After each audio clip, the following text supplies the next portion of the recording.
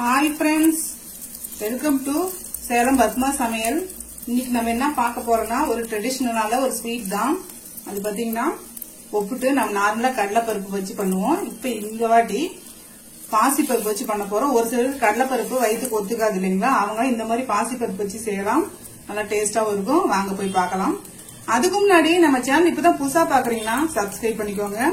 பக்கத்துல இருக்கிற பெல் பட்டனையும் கிளிக் பண்ணிக்கோங்க. ஒரு கப் அளவுக்கு மைதா மாவு எடுத்திருக்கேன். அதை ஒரு பவுல்ல போட்டுக்கலாம். கொஞ்சமா மஞ்சள் பொடி, உப்பு கொஞ்சமா, இதை கலந்து விட்டுக்கலாம். ஃபர்ஸ்ட் தண்ணி கொஞ்சம் கொஞ்சமா ஊத்தி மாவு பிசைஞ்சிக்கலாம்.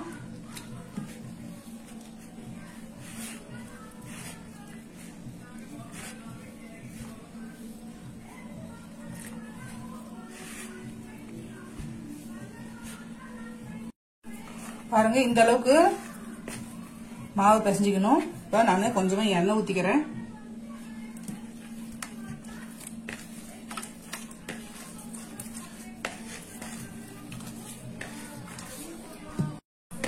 பாருங்க, ஊத்தின எண்ணெய் இழுத்துருச்சு. இப்ப இதுக்கு மேல நான் இன்னும் ஒரு டேபிள் ஸ்பூன் அளவுக்கு எண்ணெய் ஊத்துறேன்.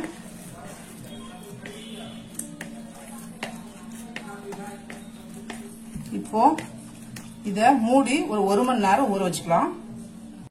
இப்போ பூர்ணம் செய்யறதுக்கு நான் அரை கப் அளவுக்கு பாசிப்பருப்பு எடுத்துருக்கேன். இதை நான் ஃபர்ஸ்ட் கழுவிட்டு வந்துடுறேன். பாருங்க, பாசிப்பருப்பு நான் 2 வாட்டி நல்லா அலசிட்டேன். இப்போ இதை வேக போட்டுக்கலாம். பாருங்க, நான் ஒரு பாத்திரத்துல தண்ணி வச்சிருக்கேன். தண்ணி சூடாயிட்டு இருக்கு. இப்போ அந்த பாசிப்பருப்பை இதுல போட்டுடலாம்.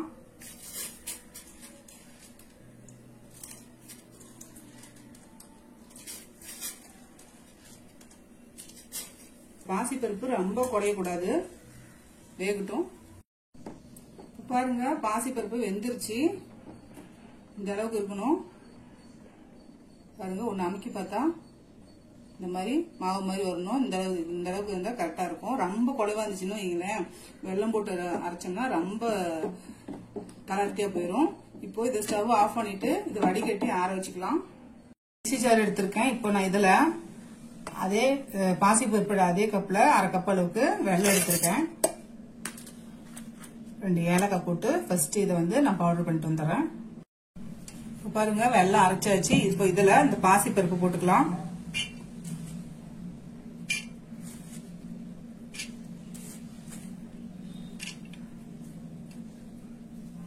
இதுல 1/4 மூடி தேங்காய் துருவி வச்சிருக்கு, அதையும் போட்டுக்கலாம்.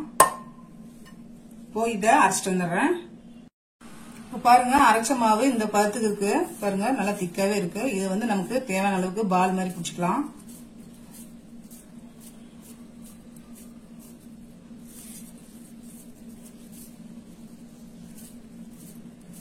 மாவு நல்லா சாஃப்டா இருக்கு. பாருங்க, இந்த அளவுக்கு இருந்தாதான் நமக்கு நம்ம சன்னமா திரட்ட முடியும். இப்ப கொஞ்சமா கையில எண்ணெய் தொட்டுக்கிட்டு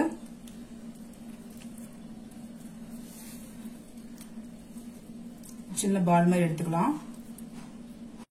இப்ப பாருங்க, நான் ஒரு வாழை இலையில ஃபர்ஸ்ட் மாவு வச்சிருக்கேன். கொஞ்சமா இது பண்ணிட்டு நம்ம இந்த செஞ்ச பாலை வச்சுட்டு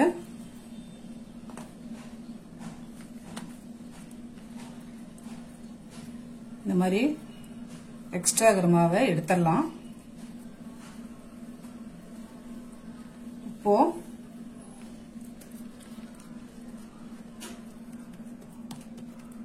சன்னமா நம்ம எந்த அளவுக்கு வேணுமோ அந்த அளவுக்கு நம்ம திரட்டிக்கலாம்.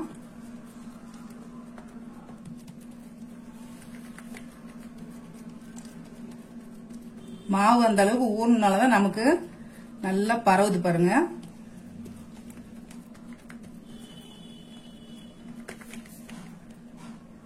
இப்போ தோசைக்கல்ல போட்டுக்கலாம். பாருங்க, தோசைக்கல் வச்சிருக்கேன். இப்போ நம்ம எடுத்து போட்டு பாருங்க, ஈஸியா வருது.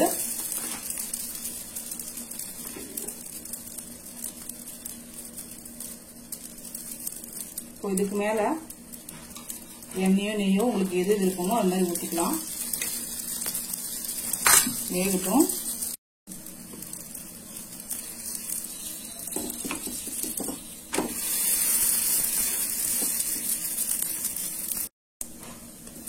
இப்போ பாருங்க நம்ம பாசிப்பருப்பு போலி ரெடி ஆயிடுச்சுங்க. எடுத்துடலாம்.